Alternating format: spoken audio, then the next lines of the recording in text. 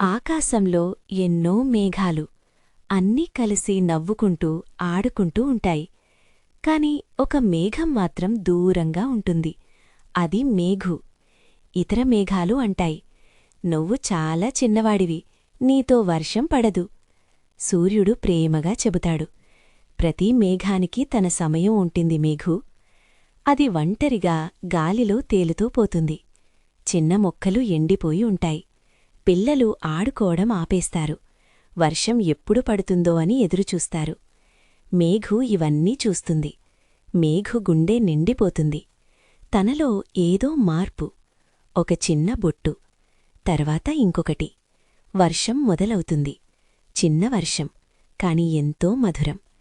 మొక్కలు పచ్చగా మారతాయి. పిల్లలు నవ్వుతారు. మేఘు మొదటిసారి నవ్వుతుంది.